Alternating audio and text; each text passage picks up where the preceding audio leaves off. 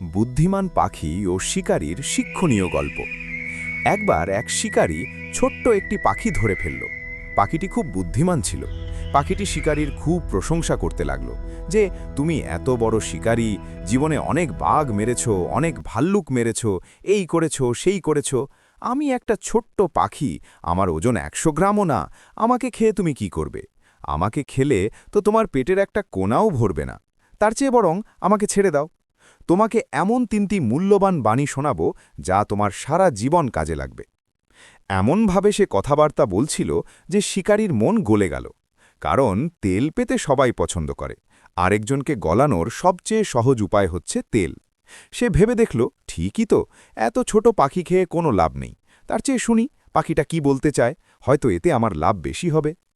শিকারী রাজি হওয়ায় পাখিটি বলল, আমি প্রথম বাক্যটি বলবো তোমার হাতের উপর বসে, দ্বিতীয় বাক্যটি বলবো এই গাছের ডালে বসে, তৃতীয় বাক্যটি বলবো গাছের মগ ডালে বসে। শিকারী বলল, ঠিক আছে।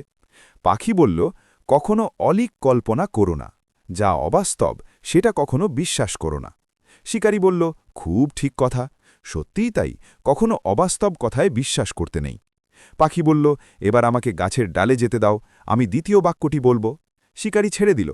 গাছের ডালে উঠে পাখি বলল, যা হাতছাড়া হয়ে গেল তা নিয়ে কখনো আফসোস করো না।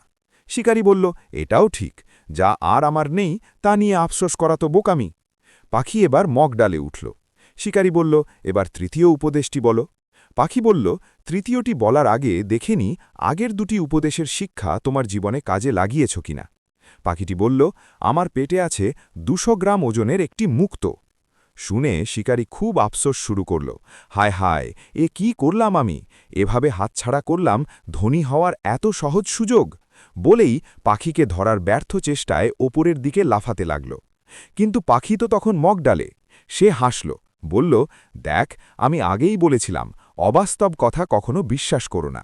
আমার ওজনই 100 গ্রাম, আমার ভেতরে 200 গ্রামের মুক্ত থাকবে কি করে? বলেছিলাম যা হাতছাড়া হয়ে গেল তা নিয়ে কখনো আফসোস করো না, কিন্তু তুমি তাই করছো। তোমাকে আর কোনো উপদেশ দেয়া অর্থহীন, কারণ অধিকাংশ মানুষের মতো তুমিও উপদেশ কান দিয়ে শুনেছ, কিন্তু তা থেকে শিক্ষা নাওনি। তোমার মতো বোকা ও লোভীদের কারণেই প্রতারকরা প্রতারণা করার সুযোগ পায়। লোভ মানুষকে অন্ধ করে।